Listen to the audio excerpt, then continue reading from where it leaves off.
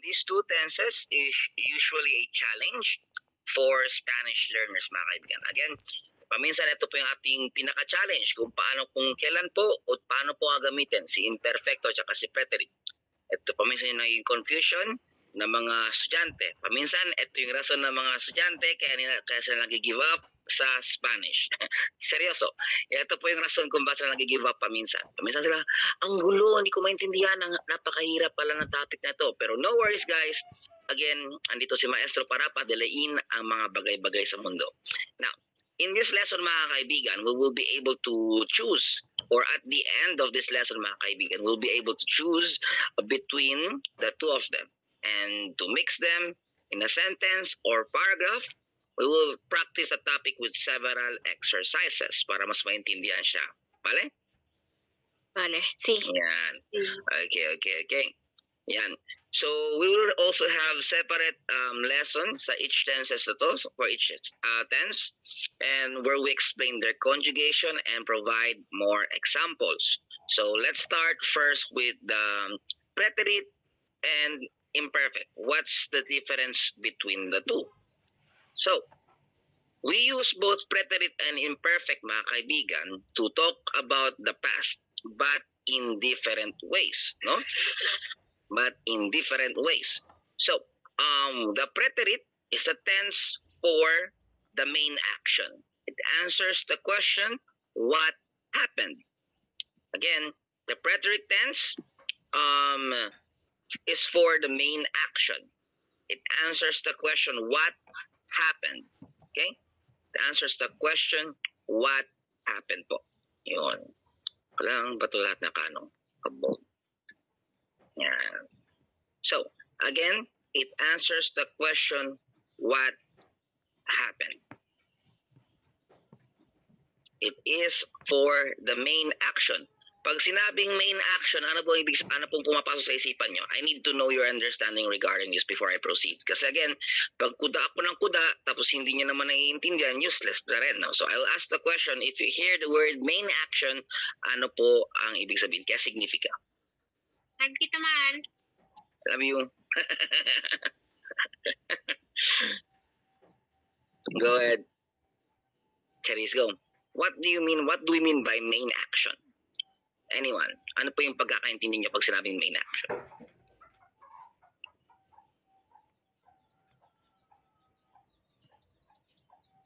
Anyone? Huwag mahihiya po. Again, do not be afraid to commit mistakes inside my class. So again, I am here to help. Gusto ko lang marinig anong pagkaintindi niyo. Hindi ko hinahanap yung definition. Ano yung pagkaintindi niyo?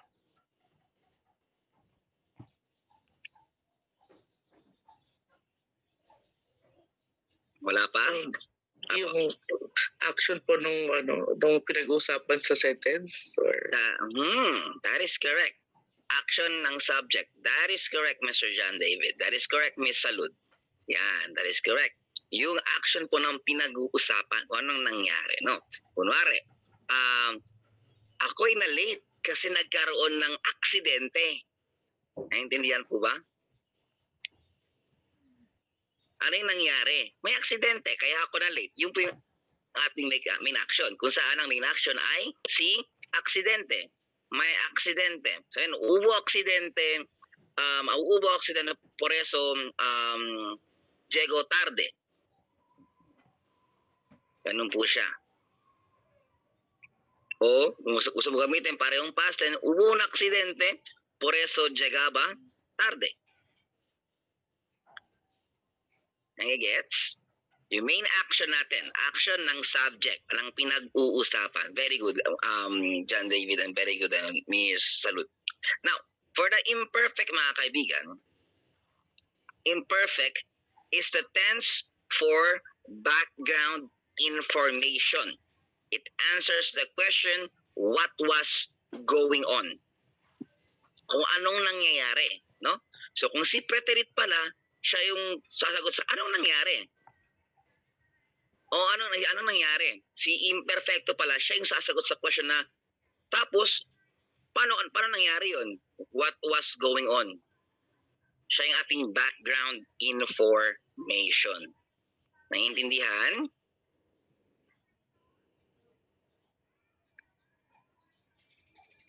Mamaya, ayan. Yan po siya.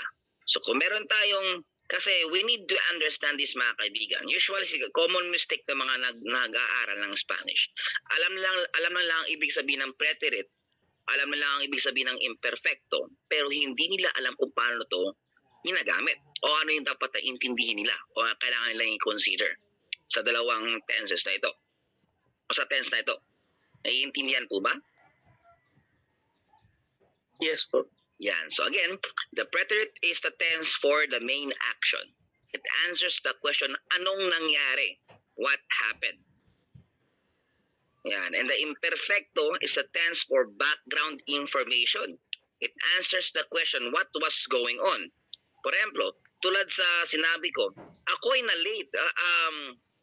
Dumating ako ng late kasi nagkaroon ng aksidente. Naiintindihan po ba?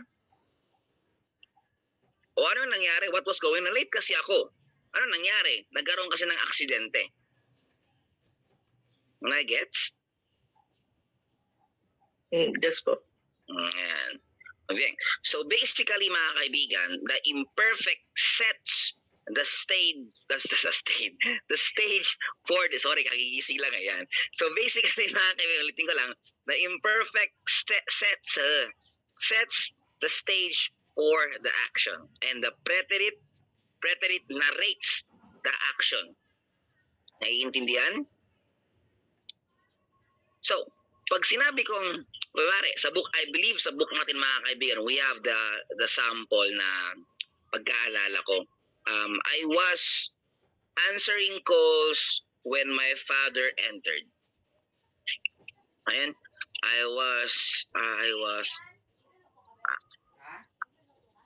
was answering calls when my father entered. Entered. Tama ba spelling ko? Yan. I believe this is the sample sa ating libro. I was answering calls when my father entered. So, what is our main action here mga kaibigan? Answering the call. What is our main action? Yung entered. Yes, when my father entered. Muy bien. So, ano yung background information natin? Yung nag-answer ka ng calls. That is correct. I was answering calls when my father entered. Yan. So again, entonces, yung verbo na entered natin dito mga kaibigan, this will be the what? The preterite. Muy bien, preterite. And I was answering calls. Ito pala yung ating magiging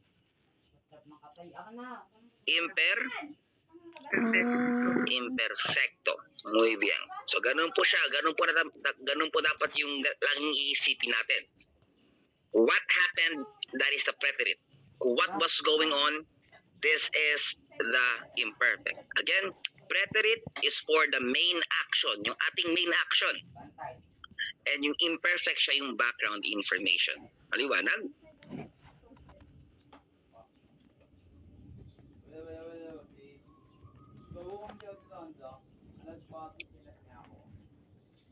Question po so far.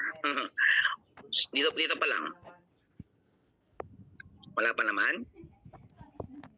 May ano na kasi, may wifi na. Wala pa? Okay. Ayan, ito. Wala pa naman po, yun. Sige. So, malinaw pa. Clear as sky pa. Okay. Mamaya, ano yan, meron ng confusion. Alright? Ito po. Magkakaroon na kayo mga tanong mamaya. I believe so. Now, here, our main topic. So, guys, again, this is just practice, no?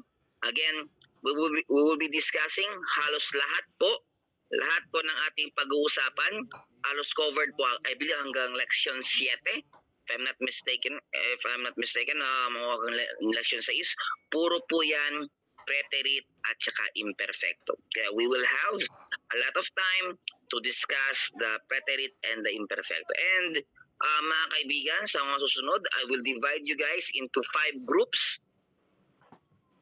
To discuss a certain topic regarding preterite. Okay?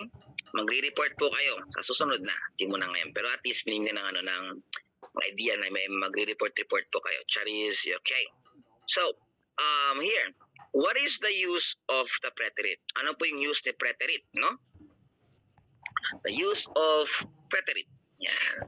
So, what I have mentioned earlier, preterite is the tense for what? Is the tense for what? Main action. Main action. It answers the question, what happened? That is correct. That's the basic idea. Now, there are some specific cases. Okay. Okay, ingat po dyan, girlie. Ingat po. Now, there are some specific cases, mga kaibigan, where we always choose the preterite over the imperfect. For example, actions that happen a stated number of times. So, ginagamit pala, mga kaibigan, si preterite for actions that happened a stated number of times. A stated number of times. Uy, kaya pasong. A stated number of times. Doon pala ginagamit si preterite. And then is also the actions with stated duration. With stated duration. Also, ginagamit din si preterite para sa chain of events. Chain of events, one after another. Doon pala ginagamit si preterite. Highlight ko lang. Yun. And then, verbs for beginning and endings, like empezar or terminar, tend to be in the preterite, not the imperfect. Yan, type ko lang. Yun. Verbs for beginning and endings. Yun, ito po siya ginagamit. Maliwanag? Yan po yan. Pero mamaya na po yung screenshot.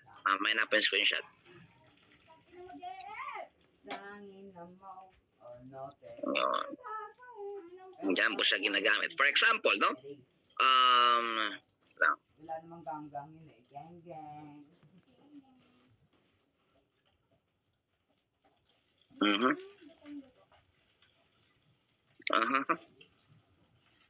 Ayan, perfect.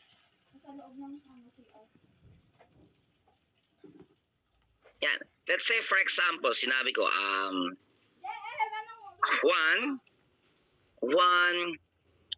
ba? Both na lang. One bought a washing machine yesterday. Yan. One bought a washing machine yesterday. Yun. So, paano po to? Ano po siya? Imperfecto, preterite. Tingin niyo po. Preterite. Preterite. Bakit po? Happened one time, yesterday. Happened one time, that is yesterday. That is correct. And also, it answers the question, what happened yesterday? No? Nag-yes po ba? Yes po. Yan. So, it is one-time event because of the triggering word yesterday. And also, it answers the question, what happened yesterday? So, what happened yesterday was, one bought, walang palang H yung na Ben Omar, spelling na lang, mali-mali. One bought a washing machine. That's what happened. Ganun po siya. So, asan po yung ating verbo dyan? Bought. Si bought. Muy bien, si bought. Now, muy bien.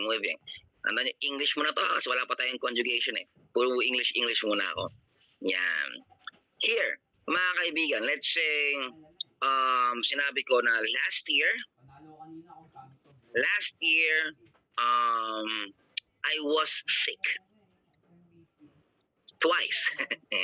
Yan, para maging preterite siya. O, paano mo ito naging preterite? Okay.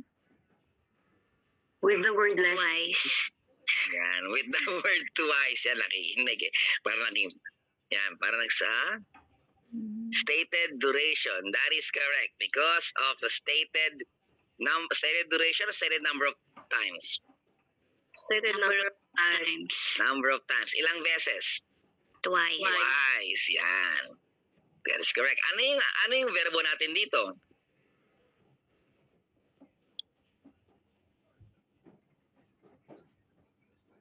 Anyone? Sick. Sick? Si was. Was. Yan. Si was po yung ating, uy, ayun, nag-bold. Yan. Si sick po yung ating action. Now, how about this one? Let's say, I lived, yung favorite place ko, in Boracay. Yan. I lived in Boracay for 10 years. Yan. For 10 years. Ano po siya? Paano siya naging preterite?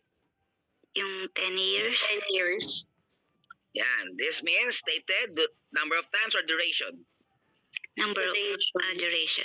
Duration. Ilang years? 10 years. Yun. So, ganyan po nalalaman. Make sure na alam niyo yung mga mag-trigger doon, no?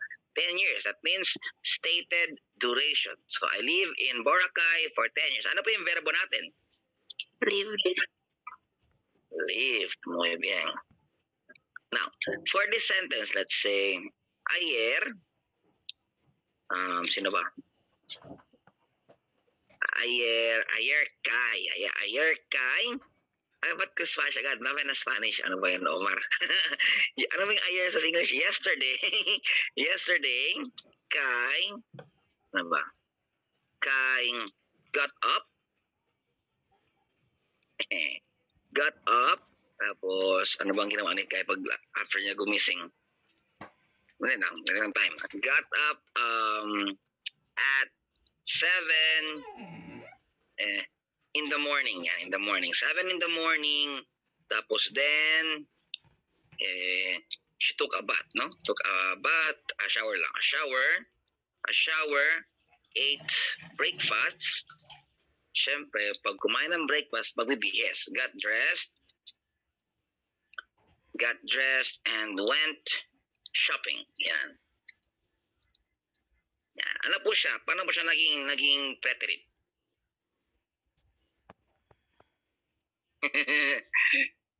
Yan. Tama. Ayun. Sabi ni Mr. Chris. Muy bien. Chain of events. Ano yung mga event natin dyan?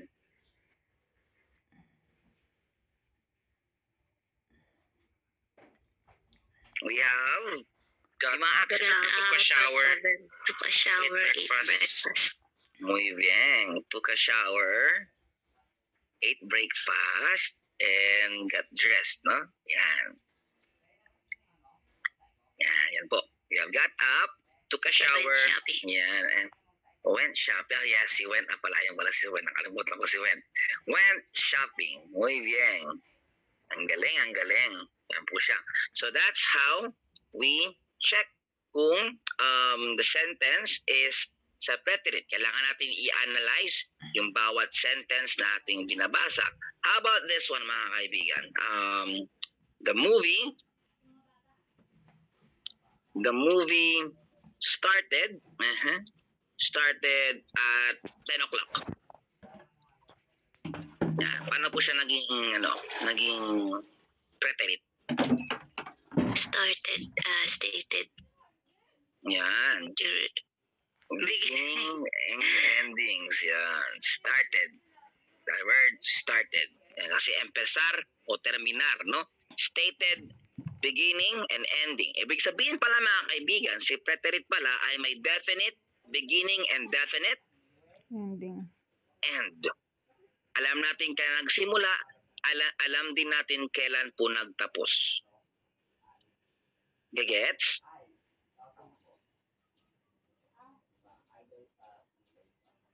Claro, maestro. Yun, muy bien, muy bien. Okay, alam mo na, Kai. Nakalistening mode ka. Paano ako? Mas mabilis daliri mo mag-copy paste eh. Ako, hinahanap ko pa sa screen ko. Ano ba yung pipinutin ko dito? Alam nyo na, matanda. Mahirap na. Yan, sa mga listening mode, okay lang po. Yan, basta make sure tayo ay mayroon tayong matututunan at the end of the discussion. Yan. And then, ulitin ko lang sa mga latecomers, sa GC natin, Spanish only please. Okay? Spanish only please. Yan. Gracias, Kai. Yan. Kaling ko lang to. Yan. Akin guys, puro explanation pa lang yun ha. Puro explanation. Wala pa tayong conjugation. Ina-explain ko lang yung difference ng dalawa.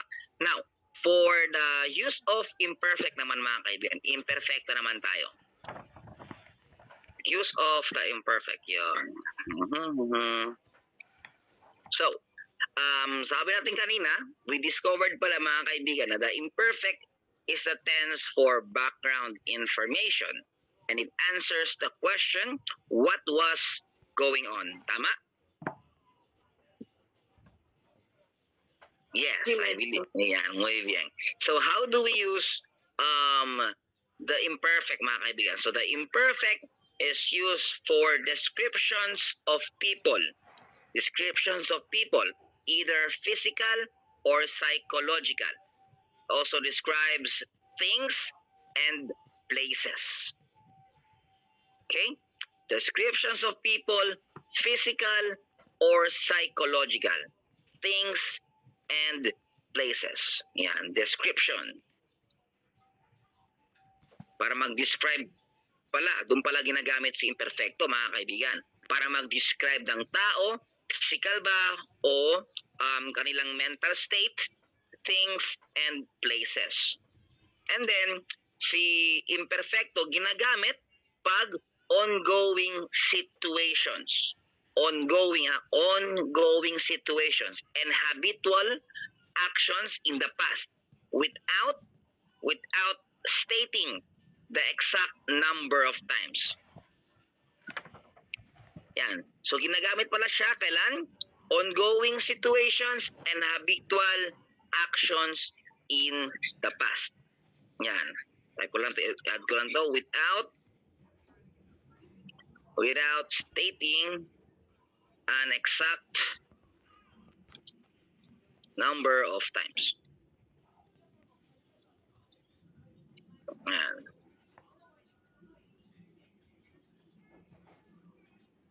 Bukod dyan, we also use the imperfecto for time frames like date, time, age, etc. etc. Later, we'll find out kung paano po ginagamit yan. For time frames, yan, time frames. Sulat po lang date, age, and time. Yan. So, we use the imperfecto. Ulitin ko, the use of imperfecto is to describe people, physical or psychological, things and places. And then we also use the imperfecto for ongoing situations and habitual actions in the past without stating an exact number of times. And also, we use the imperfecto for time frames, date, age, and time. Alright? Let's say, for example, English muna ha, mamaya tayo mag-Spanish para maintindihan siya. Kasi pag dediretso na ako Spanish, baka maguluhan tayo.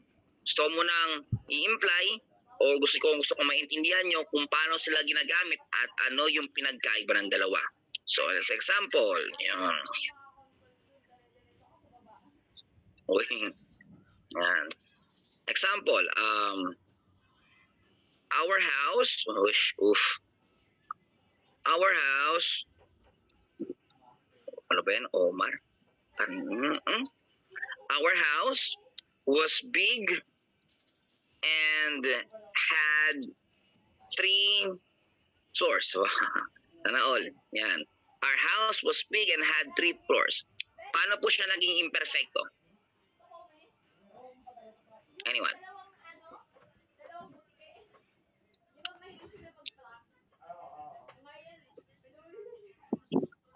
There's no definition. Ano po? Description. That is correct.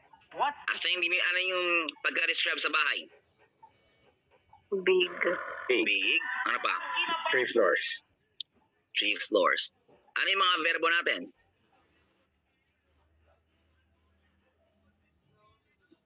Tulog ko. Was and had. Was and had. Muy bien. Diba? Ito nakakatuwa sa Spanish mga kaibigan eh. Kasi habang natututo tayo mag-Spanish, natututo rin tayo mag-English. Nagre-recap tayo sa English. Pansin niyo ba? Yung mga lesson, puro ano eh. Puro English 101.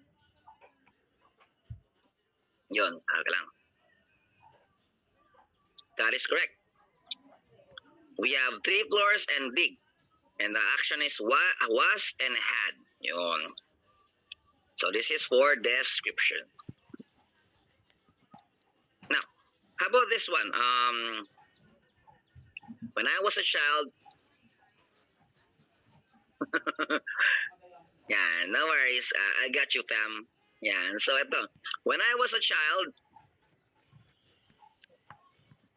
ano yun? Kakanta sana ako ng Dance with My Father, pero hindi ko naalala yung lyrics. I never needed anyone.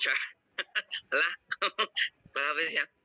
Yun, so, when I was a child, my father used to lift me high. Ganun ba yun? My father tayo. Gusto ko yan eh. My father worked in a factory. In a factory. Yan. And ano mo yung nagdalag? Let's say, every day he would come home late. Yan. Paano po siya naging imperfecto? Ongoing situations and individual actions in the past. Muy bien, muy bien. Sana yung mga ongoing situation natin dyan, mga kaibigan.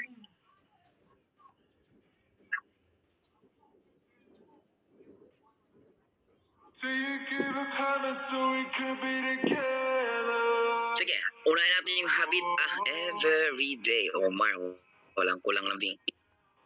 Ano yung ating, ano yung ating habitual actions in the past? Yan, may answer na.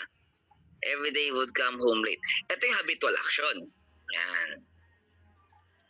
Without stating the number of times. Every day he would come home late. Habitual action eh. Every day eh. Habitual, no? Ulit-ulit. Yan.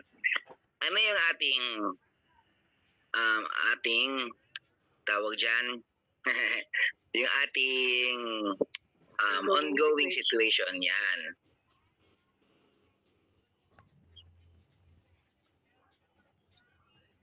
My father Work. work. Yan. In a factory. Yan po. Ito yung ongoing situation. Iba again, the imperfects, it tells the background information, right? So, ano lang yan? What's going on? My father worked in a factory. That's what's going on. Every day, he would come home late. Ito po yung ating magiging habitual actions without stating the exact number of times kasi hindi naman na-state doon. Naiintindihan po ba?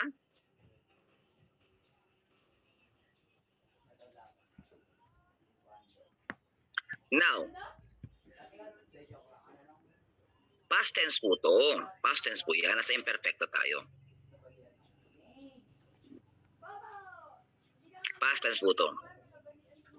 O kasi nga, we have, when I was a child, past tense, no? Nung bata pa ako, yung tatay ko nagtatrabaho sa isang factory. Araw-araw siya ay umuwi ng, aning late sa, sa Tagalog? Aning late? Anyone help? Kinagabi. Gabi? Ay, sige. Yan, gabi. Yun. Araw-araw umuwi ng gabi ang aking itay. Siya ay umuwi ng gabi. Nakakauwi na ng gabi. Ano ba yan, Omar? Isiman nga sarili mo. Yan. My father worked in a factory. Every day, he would come home late. Yan. This is past tense because of when I was a child. Yan. So, ano yung ating imperfecto dyan na verbo?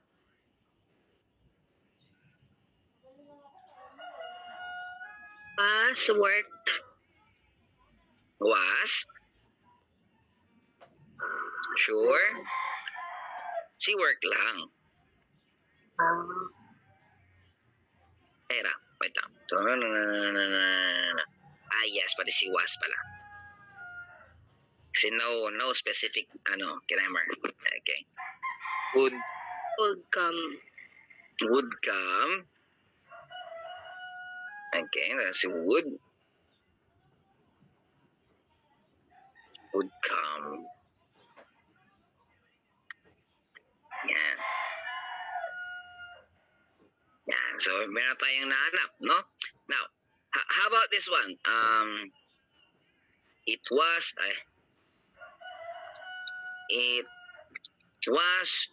2005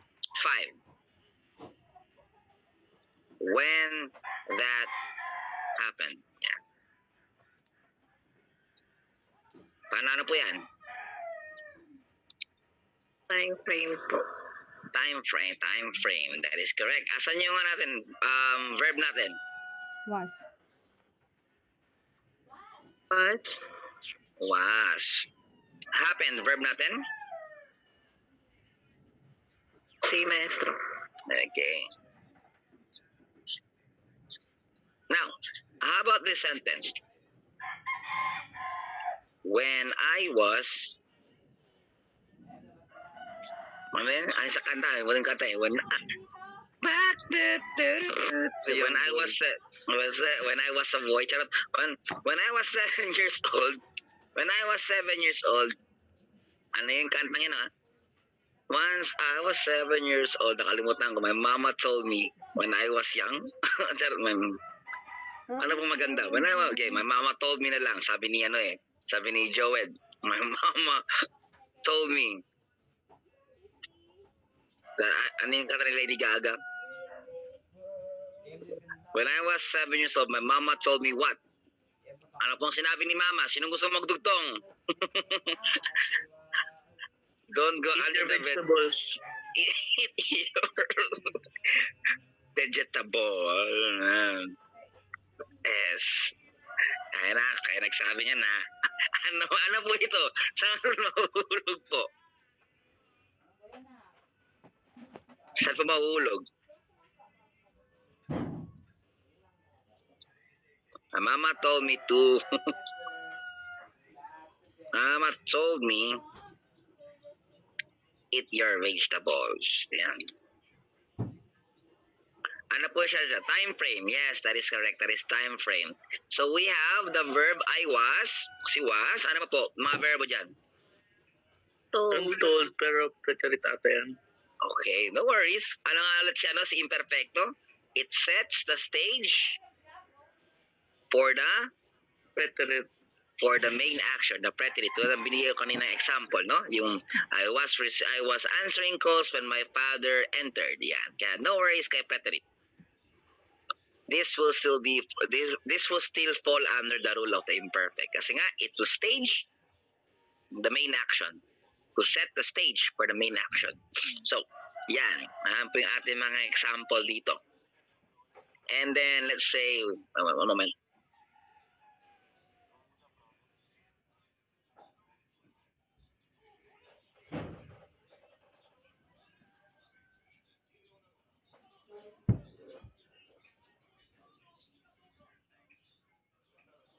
Grabe, ang lakas ng sipon ko.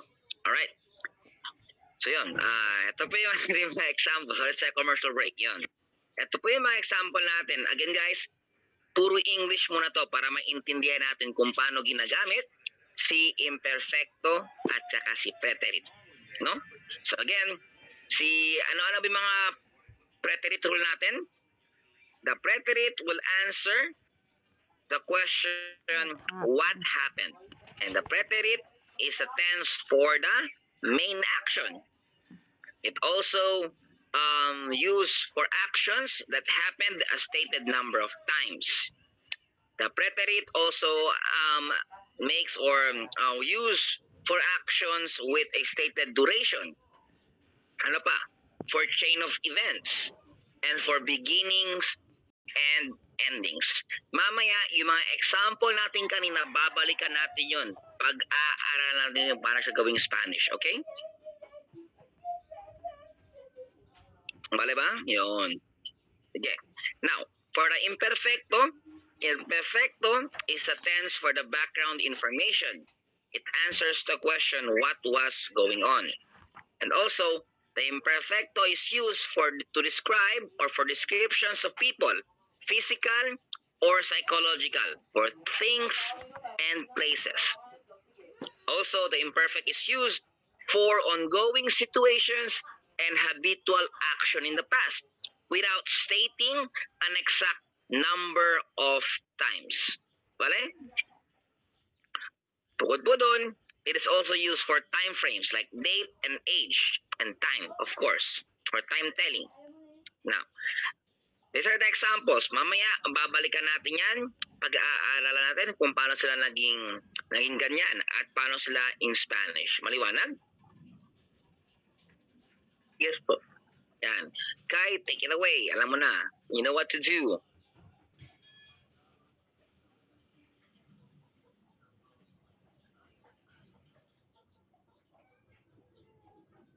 Yan.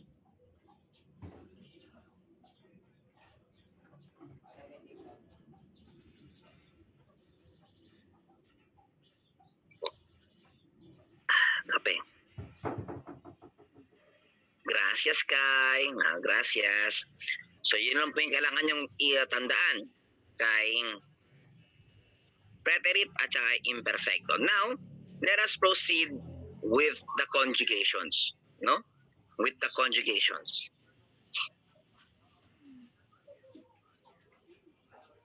Now, how many verb endings do we have?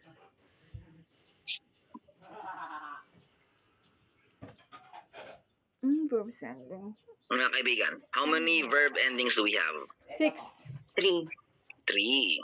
3 lang? Ano na po ito? AR. Muy bien. Alright, conjugation. So, first we have the preterite form. Preterite muna. Preterite. Yan, preterite. So, for the... Paano ba ito? Ito lang. Preterite. We have the con tilde, aste, o con tilde, amos, ay siya naman, aste is, and si Aaron Carter, yan. This is for the AR verb, for the preterite, no? For the preterite. I'll just use na lang may yung aking kinammer. Wait lang. Type ko lang preterite. Yan. Hindi ako sanay na ganun eh. Yeah. Yan. So, we have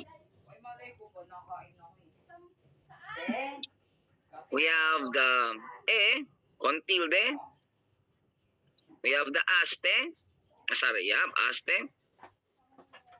We have the o, con tilde. And then we have the amos. Oops. We have the... Kulang nata to eh. Alam ko na. Nabigyan. Yan. We have the amos. We have the Astais and Aaron Carter. For this is for the AR. For the preterite. Okay?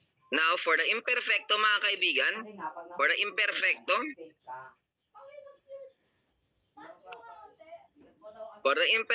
we have the following.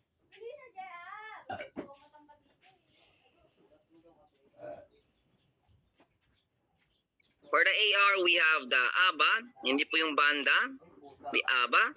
We have the abas, and we have the aba. We have the abamos. Ulang.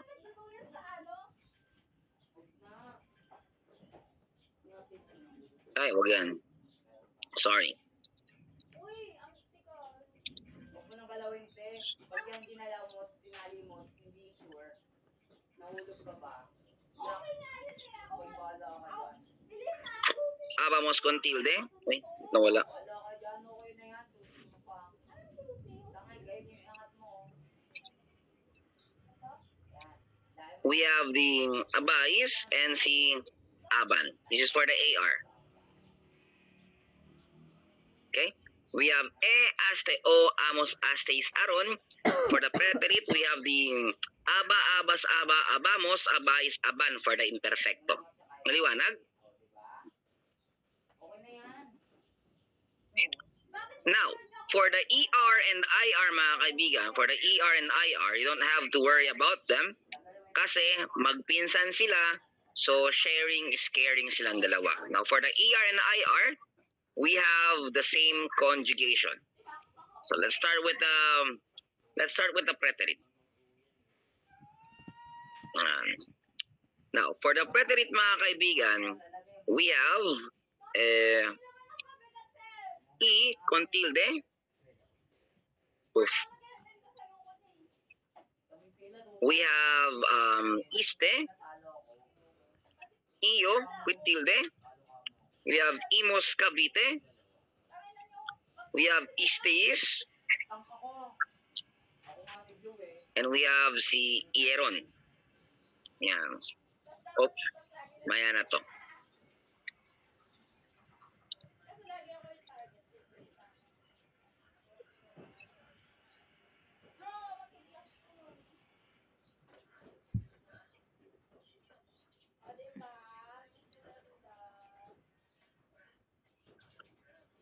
This is for the preterite. Now, for the imperfecto naman mga kaibigan, simple lang siya. We'll have si Iya, yung asawa ni Drew, na may tilde. We have Iyas, Iya, Iyamos, Iyais, and si Ian Verenacion. Yan.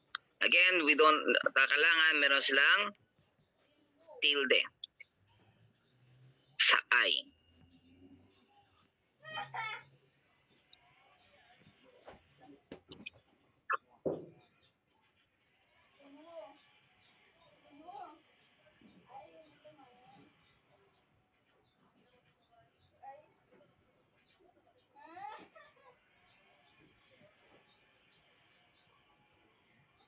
Question po so far?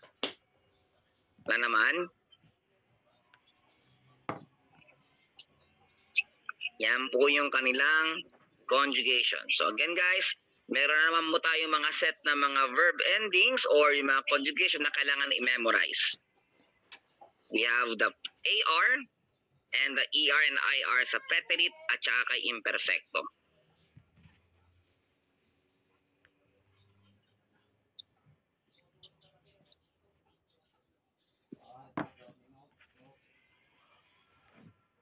Yan. Gaya lang po sila kadali. Kayang i-memorize today?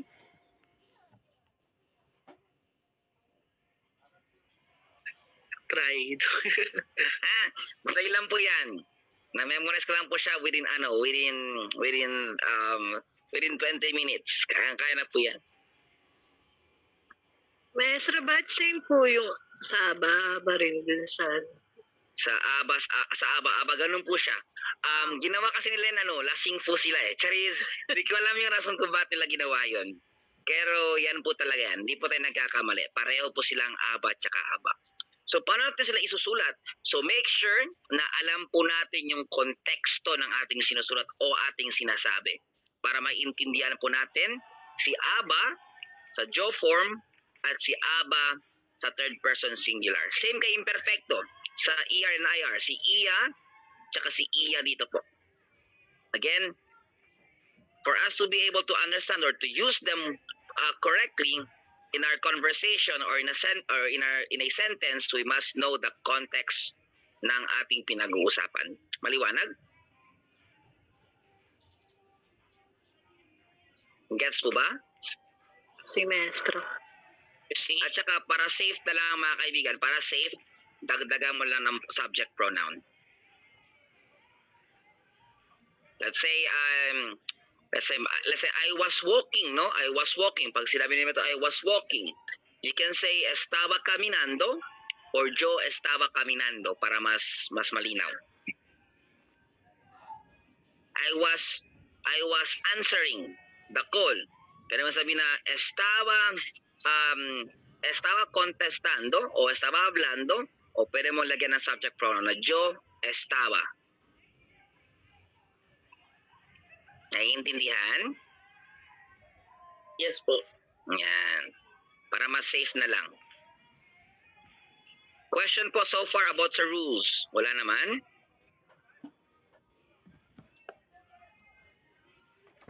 Okay. Kung walang tanong mga kaibigan, let's take a break muna. Mga 15 minutes and then we'll proceed with the translation of the ano yan, ng ating mga examples kanina. Okay? Yan. Gracias, Kai.